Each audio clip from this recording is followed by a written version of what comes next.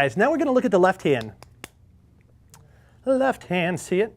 Good. No. Okay, so the minor chords. So 2, 3, and 6. Again, those are the what am I trying to say? The degree of the scale that we use. So 2nd degree, 3rd degree, and 6th degree.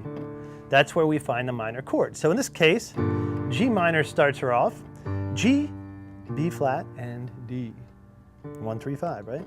And again, these inversions are great to play in both hands. You want to do it in right and left hand because it really does help you to familiarize yourself with the chords, but not only that, also just getting the muscle memory to work out like where on the keyboard your hands are.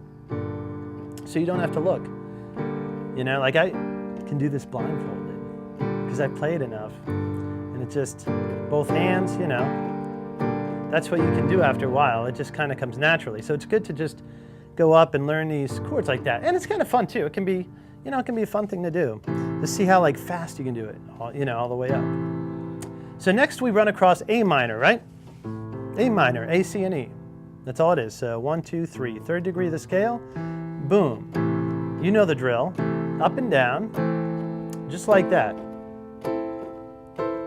And the more you do this, the faster you'll get at it. And the thing is, so when you're doing these songs, when you have to like pick out, okay, let's see, where am I gonna go when it's an A minor chord, or when it's a minor 3 chord?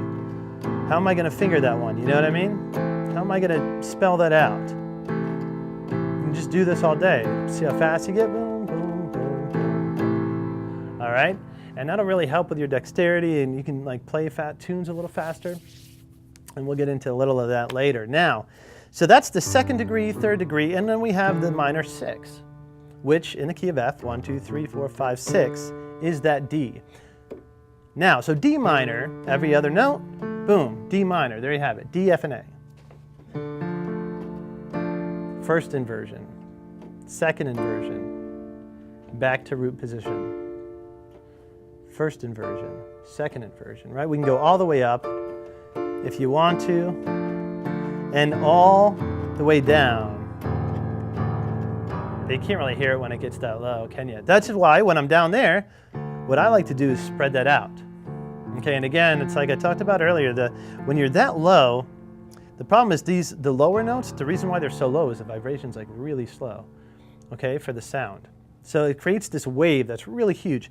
So you have these notes close together, all creating just these waves and waves and waves, and they go over each other, and they overlap. And that's why you can't really hear the distinction of the 3 notes when you're that low until you really stretch them out. So that way they can all like have these vibrations going on their own. But that's why also up here, where the vibration's just really tiny, it doesn't matter. You can hear all 3 notes a lot more clear. All right, and then again, you can invert that. So we have the 1st inversion of the spread out, right? The more spread out D minor chord. And the 2nd inversion, where the A is on the bottom, right? So it's also good to do that. Again, it's just another chance to create that muscle memory so your hands know where to go, and you can like learn the chords even better doing this. Because you're having to sometimes think about, where am I going? What notes am I using? You know what I mean?